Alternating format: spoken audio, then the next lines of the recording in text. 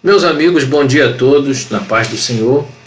Hoje nós estamos chegando ao terceiro encontro que nós estamos aqui dando sequência ao trabalho de capelania juntamente com os nossos irmãos acolhidos lá no Desafio Ebenezer, que a gente tem um carinho, um amor muito grande.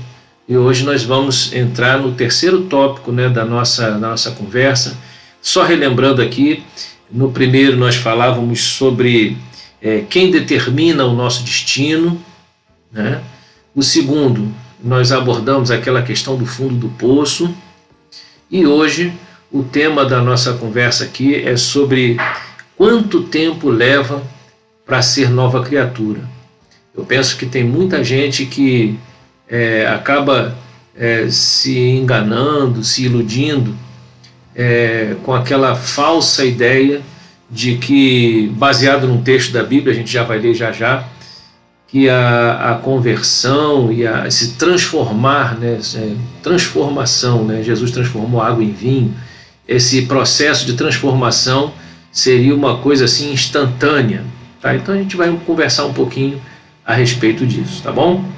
Para tanto, eu gostaria de fazer uso de um texto bíblico bastante conhecido, que se encontra na segunda carta de Paulo aos Coríntios, capítulo 5, versículo 17, que diz, se alguém é nova criatura, se alguém está em Cristo, nova criatura as coisas velhas já passaram e eis que tudo se fez novo. Então, a Bíblia, digamos assim, Deus, ele se responsabiliza pela sua palavra, entendeu? Aquilo que Deus falou é verdade. Tá? O problema é que nós normalmente fazemos um mau uso ou uma má interpretação das palavras de Deus. Aqui está um clássico exemplo disso. Tá? Vamos lá, vamos analisar o que Jesus quer falar com isso. Se alguém está em Cristo, nova criatura é. O que significa então, o que significaria estar em Cristo? Tá? É você sair daquela natureza carnal para uma natureza espiritual em Cristo. Tá?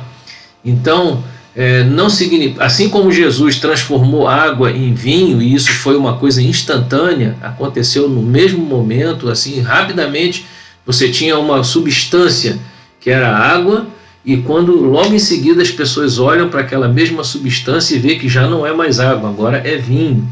E é uma transformação definitiva. Não aconteceu gradualmente, não aconteceu aos poucos, ela foi uma transformação instantânea.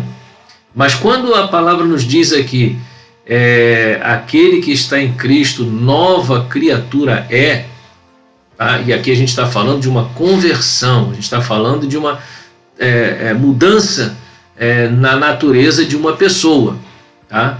Isso nós não podemos afirmar que isso acontece instantaneamente, ou se acontece, também não tem obrigação de acontecer da mesma forma com todas as pessoas. Você vai entender comigo que a história, e a experiência de transformação entre uma pessoa e outra, ela acontece de maneira completamente diferente. Tem pessoas que têm uma experiência de transformação muito rápida e tem pessoas que demoram um pouco mais. Eu coloquei aqui só para nossa meditação algumas considerações que a gente fala a respeito de tempo, para a gente pensar, que a Bíblia registra, né? Por exemplo, quanto tempo você acha que José do Egito, quanto tempo ele passou preso? Tá? Porque você sabe que o José, ele foi vendido como escravo pelos seus irmãos, e antes que ele se tornasse governador no Egito, ele passou um tempo na prisão. Quanto tempo José passou preso? A Bíblia vai falar em torno de 2 anos. 2 anos, mais ou menos, ele passou preso. Tá?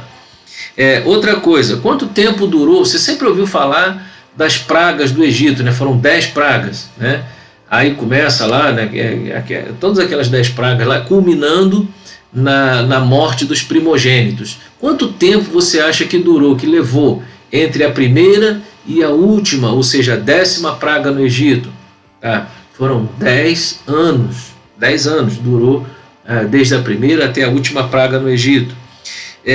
O discipulado de Paulo, por exemplo, você sabe que no Novo Testamento fala de um rapaz chamado Saulo, né, que estava aos pés, né, do diácono Estevão, né, que assistiu à morte do Estevão. As pessoas depositaram os seus casacos, né, aos pés de um jovem chamado Saulo, e mais tarde esse Saulo tem um encontro pessoal com Jesus, tá? E que ele fica cego, aí depois da sua cegueira ele vai para a casa de Gamaliel, né, que ele vai ser educado, vai ser discipulado, né, por Gamaliel. Mas eu te pergunto o seguinte: desde o dia daquele encontro que ele teve com Jesus, encontro pessoal com Jesus, até o dia em que ele se transforma, né, num servo de Deus, um missionário que vai caminhar e fazer aquelas viagens missionárias, quanto tempo leva da conversão até a transformação na vida de Paulo, de Saulo para Paulo? Quanto tempo? A Bíblia vai falar cerca de 14 anos, de 13 a 14 anos, tá? Que ele passou, eu vou usar esse termo aqui, aos pés de Gamaliel, sendo discipulado. Então não foi assim de imediato, tá? Ele não se transformou de Saulo para Paulo assim num piscar de olhos, não, teve um tempo, tá? A construção da arca, tá? É outro evento também que todo mundo já ouviu falar, que a arca foi construída, né, por Noé. E a Bíblia não tem um tempo exato, né? Não tem um registro exato, mas a gente sabe aqui pelos estudos, eu não vou entrar em detalhes, tá?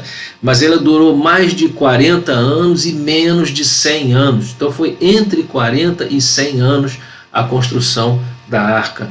Tá? Outra situação, a peregrinação do povo de Israel no deserto, depois que ele sai do Egito, né, até entrar na terra prometida. Todo mundo que estuda um pouquinho a Bíblia sabe que durou cerca de 40 anos a peregrinação do povo no deserto. O exílio de Israel na Babilônia, depois que Israel foi invadida, né, pelos assírios, e o povo foi conduzido, né, prisioneiro para a Babilônia. E você vai ver que teve um período lá em que Daniel e Sadraque, Abdenego também foram dos que foram presos e foram conduzidos para a Babilônia. Esse período de exílio durou cerca de 70 anos para ser mais exato, período de exílio. E para encerrar, só para a gente não ficar muito nesse tempo, o paralítico de Betesda, né, que também vai ser registrado lá na Palavra de Deus.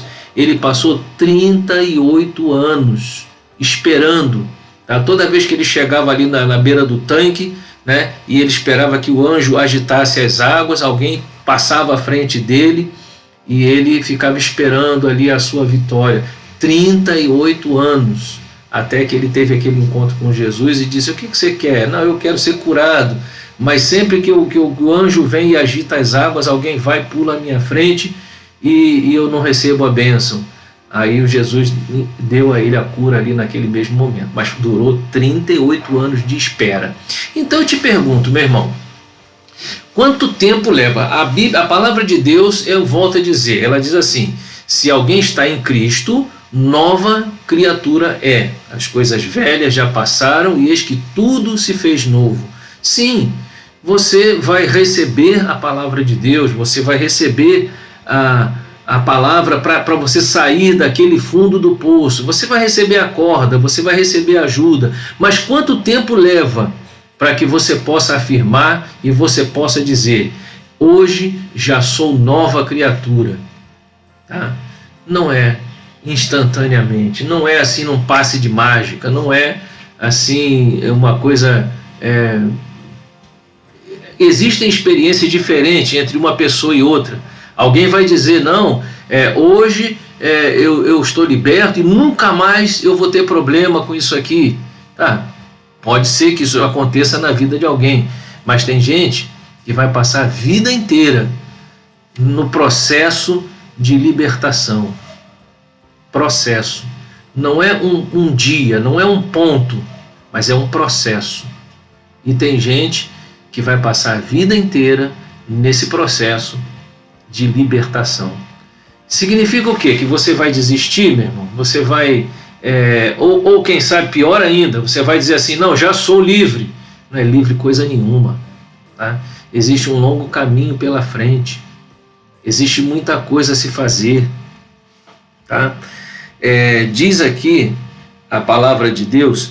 Só mais uma coisa, antes de entrar nessa palavra, eu quero dizer uma coisa para você. No Brasil, logo que o Brasil foi descoberto, você sabe que o Brasil passou por um período de escravidão, e todo escravo, né, o senhor, ele tinha posse, tinha autoridade sobre o seu escravo, né? Quando fugia um escravo, era a mesma coisa que acontecia. O escravo fugia, né, do domínio do seu senhor, e ele colocava na sua cabeça: agora eu sou livre, agora não tem mais ninguém tomando conta de mim. Bobinho, tá? Por quê? Porque o senhor, ele via que o escravo fugiu, e o que ele fazia? Ele criava, ele criou determinados títulos, né, e cargos, que ele diz assim. Um desses cargos foi o seguinte, chamado capitão do mato. Pergunta para o escravo o que é o capitão do mato, que ele sabe muito bem. Era uma pessoa, né, um empregado do senhor. Esse não era escravo, ele era capitão do mato, tá? A função dele era ir lá rodar pelo mato. Ele conhecia muito bem a área, ele ia procurar aquele escravo fujão. Quando ele encontrava o escravo, ele pegava o escravo e trazia de volta para o senhor. Então aquele escravo bobinho, me desculpa dizer assim, pensou que já estava livre, pensou que não ia voltar mais. De repente, surpresa, quando ele olha para o lado, está ali o capitão do mato. Aí vem, busca o escravo, né, amarra, prende do jeito que foi e traz de volta para o senhor. Quando chega lá, ele é torturado, ele é amordaçado, ele é humilhado, ele apanha, ele toma muitos açoites, tem o tal do pau de arara. Então tem uma série de retaliações com aquele tal do fujão. E quando, às vezes, também quando trazia, o senhor tinha só o prazer de matar aquele escravo na frente dos outros, para dizer assim: você está vendo o que eu vou fazer com todo aquele que tentar fugir? Vai ser desse jeito. Então o escravo, ele tinha aquela falsa sensação de liberdade. Hoje em dia, a pessoa que se liberta de um vício, que se liberta de uma coisa que está escravizando a vida dele, tá? Ele tem aquela falsa ilusão de dizer para si mesmo: não, eu já sou livre, eu já venci, eu já estou por cima. Não é bem assim, não é bem. Hoje em dia, os modernos capitães do mato vão estar querendo te puxar e te trazer de volta para a escravidão novamente. Infelizmente é assim. Mas agora sim, deixa eu entrar com você aqui, quando diz aqui na palavra de Deus, na carta aos Gálatas, capítulo 3, versículo 13. Cristo, eu estou lendo aqui na Bíblia, tá? Cristo nos resgatou da maldição da lei, fazendo-se maldição por nós, porque está escrito: maldito todo aquele que for pendurado no madeiro. O que eu quero dizer com isso? Que a escravidão, toda pessoa que é escravo e ele tem um senhor, o senhor, ele tem um certo direito, ele tem uma posse sobre o escravo, porque ele é o senhor.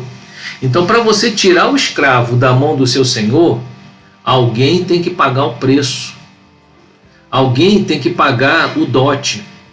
Existe um documento chamado Carta de Alforria, tá? E para que um escravo tenha esse documento chamado Carta de Alforria, significa que alguém pagou o dote do escravo. Considerando que nós somos criaturas, né, escravizadas, escravos na mão do inimigo, tá? Só quem tem o valor suficiente para pagar o resgate da sua alma chama-se Jesus. Só Jesus consegue pagar para que você seja livre, tá? Conforme eu disse no vídeo anterior, tá? O homem, ele participa desse processo, porque não adianta, digamos assim, que Jesus pague o preço por mim se eu não aceitar me colocar nas mãos de Jesus. É como se fosse assim, um trabalho em vão. Jesus, ele já pagou o preço por toda a humanidade, mas tem pessoas que aceitam, né, esse senhorio de Jesus, e outras pessoas simplesmente ignoram, estão nem aí. Jesus já pagou por mim, mas eu não quero nem saber, eu vou voltar porque eu quero ser escravo de novo. Então O Senhor, ele diz assim, você não aceita o meu senhorio por você, então vai lá, quer ser escravo de novo, tá? Mas ele se fez, vou repetir aqui o que eu li, Jesus, ele nos resgatou, o preço que tinha que ser pago, ele pagou, Jesus pagou o preço da maldição, e ele se fez maldição por nós. Olha só, irmãos, ele se colocou como condenado para ficar no lugar do condenado. A sua condenação era a morte, mas ele morreu por nós, ele pagou o preço, e não foi fácil, não foi fácil, um preço muito alto, mas ele pagou, para que você hoje tenha o direito de ser livre e de ser chamado filho de Deus. Então, não sei se você vai lembrar que eu falei no vídeo passado, eu falei assim, já que você não tem forças para honrar, né, a sua própria vida, então honre aquele que fez alguma coisa por você, honre aquele que morreu por você, e esse alguém chama-se Jesus. Não é homem nenhum, é Jesus. Ele foi quem morreu por nós, ele foi quem deu sua vida por nós. É por causa dele que eu me sujeito a não ser mais escravo. Eu vou vencer as tentações porque ele, Jesus, me dá forças. Ele é a minha rocha, ele é a minha fortaleza. Tá?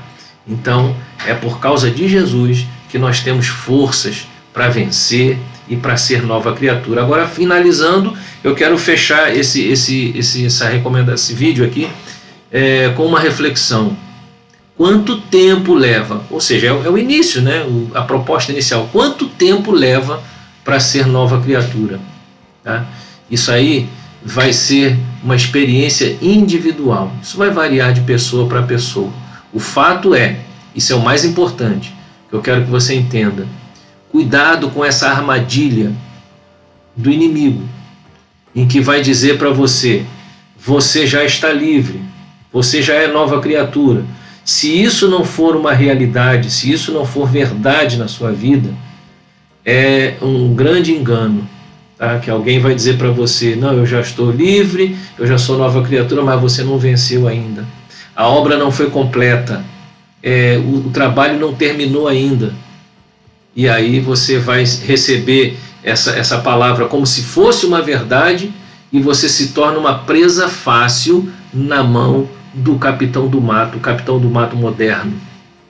Ele está prontinho para te resgatar e te levar de volta para o antigo Senhor. Tá? Então não caia nessa cilada, não caia nessa armadilha. Tá?